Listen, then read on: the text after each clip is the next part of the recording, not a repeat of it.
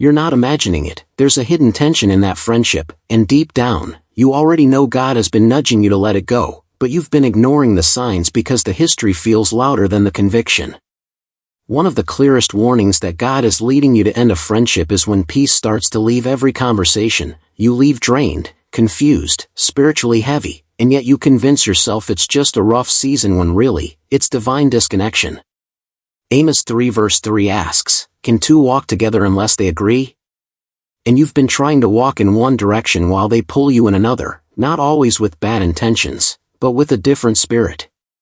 When your purpose starts to clash with their patterns, that's not just a coincidence, it's a spiritual alert.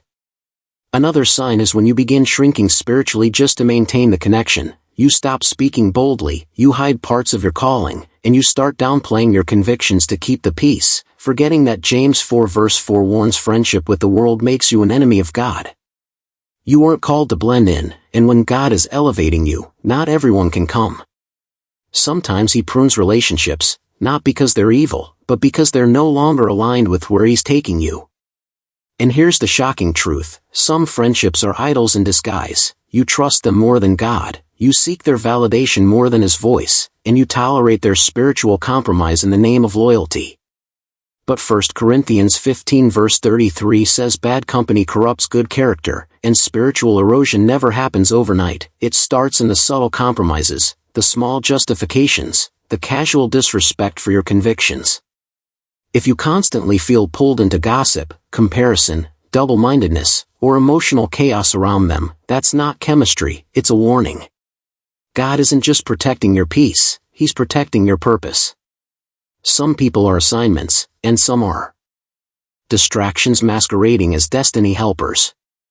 And when you start to grow, you'll notice a shift. The conversations become shallow, your spirit gets agitated, and instead of iron sharpening iron, Proverbs 27 verse 17, you're being dulled, delayed, or even spiritually deceived.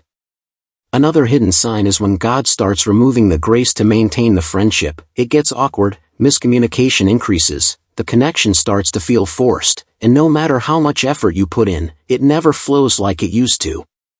That's not just life happening, that's God releasing you.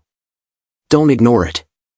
Delayed obedience can cost you momentum, and holding on to what God is trying to subtract can leave you stuck in a season you've outgrown.